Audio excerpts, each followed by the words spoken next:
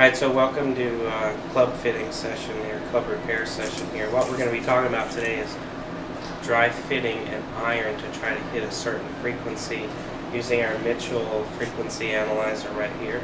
It's a fishing line. What we're doing is basically I have a student of mine who we're building a new set of clubs for him. We're actually going to go 3 inches longer than standard. So what I'm curious about is just to see where these shafts come in. This shaft is a Graphalloy Pro Custom, which comes at 43 inches. Okay. So I have lots of room to work with. His longest club in his bag is a 5-iron. Standard 5-iron is going to be 38 inches.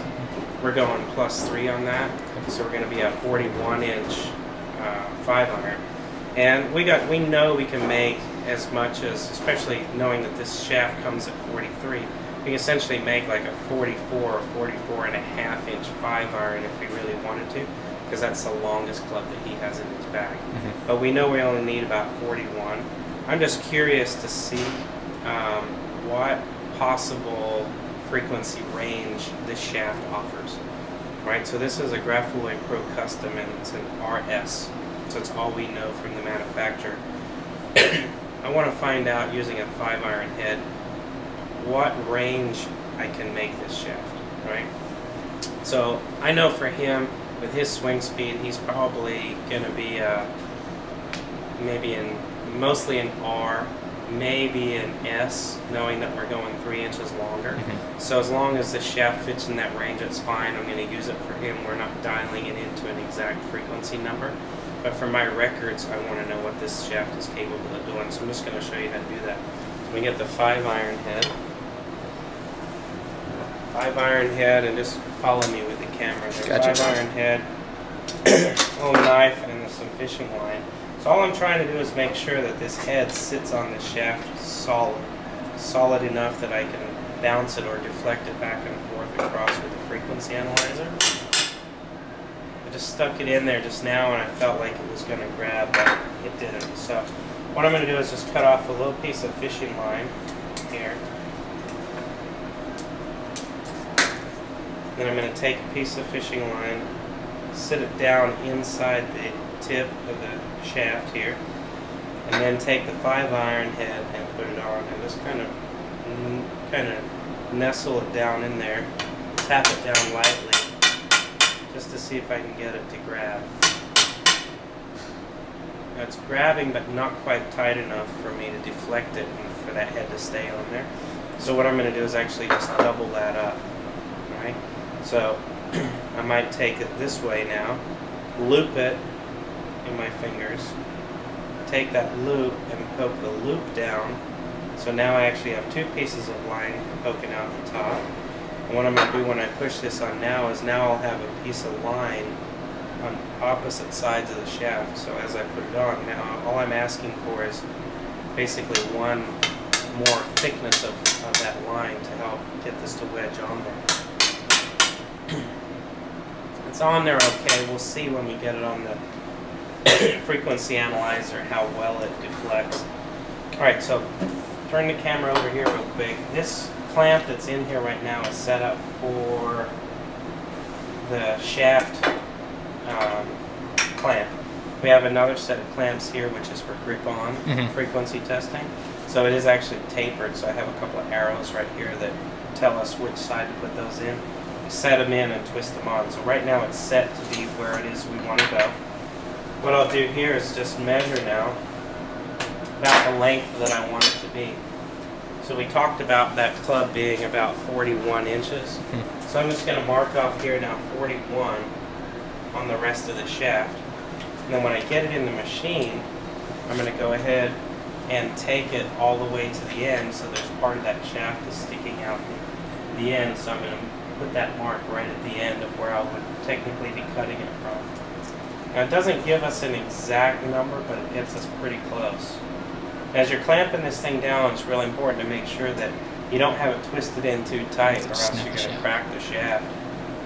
Alright, so I got the head in the upright position. I don't really care necessarily where the labeling is right now. I know that as I spin it, I might be able to change frequencies just a little bit. But since we're not trying to dial in on an exact number, I'm just going to do it this way. I'm going to reset it, see if this fishing line holds when we deflect it, and see what happens.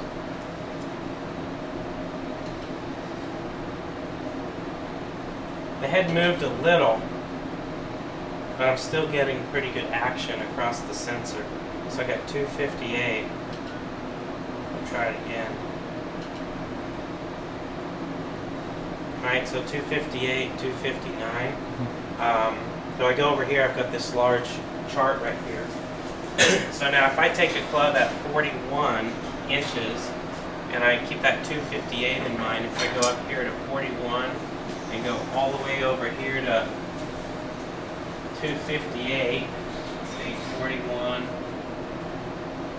258, that's a 4.1 frequency.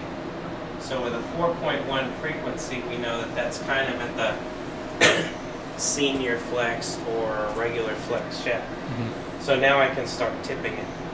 So my guesstimate right away was to go ahead and just cut a couple inches off of here, because I figured since we're making them so long, we have a lot of head weight. I'm going to start my tip trimming, and you can see up here on the chart, I decided that standard was 38 inches, 41 is where I'm going. I decided to go ahead and tip my 5-iron 2 inches, which means by the time I get down here to my lob wedge, I'm actually tipping it 5.5 inches. So I've got a 5.5 inch cut that I'm going to make at some point. On paper it looks just fine, but you don't know necessarily how much tip section you have unless the manufacturer discloses that. You are a builder in this sense, and so you have leniency to build as you please. So I have a piece of material, whether it's graphite, steel, wood, whatever, and I can build whatever I want. So as long as I understand the structure of it, I can build. So I'm going to show you a real trick real quick. If I just take a simple drill bit gauge and I just set it right over the top of the shaft, find one that fits. I don't want to scrape this paint off of the shaft. Find one that fits pretty easily, and I slide it down. Eventually it's going to run out. Now I know that it's running out right here. I know that it started running out or started tapering right here because I can see that there's a consistent gap just here on the inside of that hole, starting right there all the way up. Right? So now I know that this particular section of the shaft gives me a little bit to work with. I have to subtract about an inch, inch and a half of that for the head, for the hosel. So if I were to subtract, say, another inch of that and then measure, I know that I have a workable tip section of about 7.5 inches. So knowing that I'm going to, at some point, ask myself, I'm going to cut down 5.5 inches, I've got room to do that. So what I'm going to do is a pretty neat little experiment. I know 4.1 is low for him. I know that I have 5.5 to work with if I wanted to, and that's with a 2 inch. So say I went to a 3 inch to begin with, then I'd end up with 6.5 here. So now I'm kind of cutting it pretty fine. So I figured I'm going to start with 2. So what I'm going to do is cut this off at 2, do the same little deal again, and after I've got this tested, then we'll know kind of what the range is of where the shaft is capable of doing. So what I'm going to do is just get my safety goggles on. Go ahead and, Matt, just bring the camera over this way and turn it around.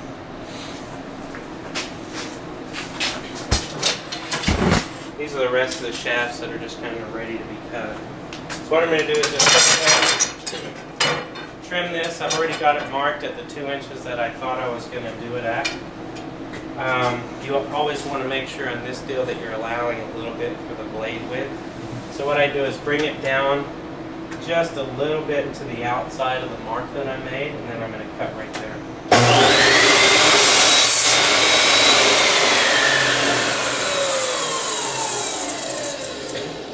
Alright, so I know I've got these 2 inches. Go ahead and put it back over here again. So I just took 2 inches off the tip section.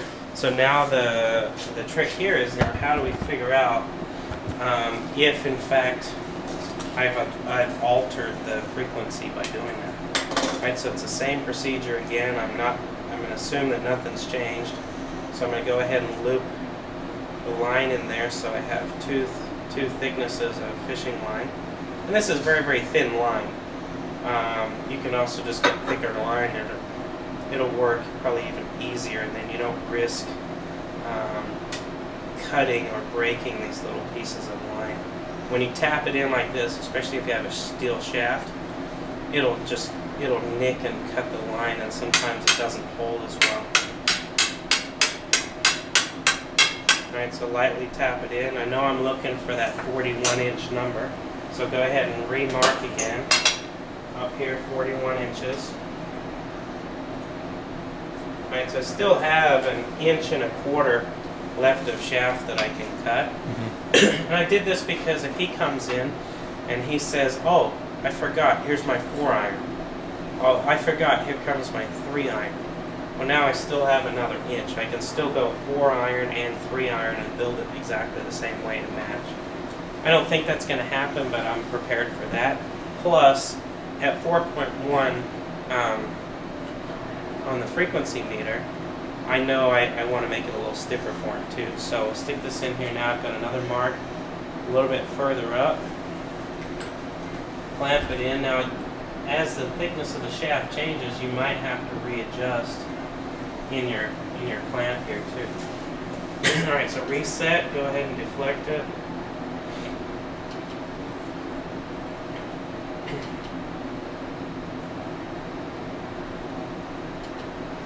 Alright, so I went ahead, it's gone up to about 269, so it's gone up another 10 points. So if I go to that 41 inches and go to 269 now, that's going to put me right over here. 269 at 41 inches puts me at a 5.2, 5.1, 5.2. So it makes sense. You went up 10 there, it goes up a whole point here. So now we're in the regular moving to stiff range, which is exactly where I wanted this gentleman to be, especially at a 41-inch 5-iron. Once we then just start cutting and we start to move into these other clubs, we'll then be able to trim them accordingly. So now that I've got this set and I've determined that's a good flex for him, with the head weights transitioning the way they're supposed to from a 5 to a 6 to a 7, I can then go ahead and tip cut in 1/2-inch increments, and I should still continue to hit a frequency that matches the rest of it. It's not a given, because sometimes when the shafts come out of the boxes and from the manufacturer, they're not all exactly the same. So there's going to be a slight variation. The higher the quality shaft, the more it's gone through quality control and the research and development, the more consistent it'll be. But you know, you can only do what you can do. And most golfers aren't going to be able to tell the difference necessarily between a couple of points on the frequency scale anyway. So there you go. All we need to do now is cut the rest of them. I might check a 9-iron or a pitching wedge just to see if we're kind of close to being on that same scale. And then we'll glue them up and he'll be good to go. One other point on this LT, on this TaylorMade, is that it has a specially designed ferrule that snaps over this little collar right here on here. So if you try to take a regular ferrule, it won't seat nicely up against that. You have to have one that snaps onto that. So there you go. Nice.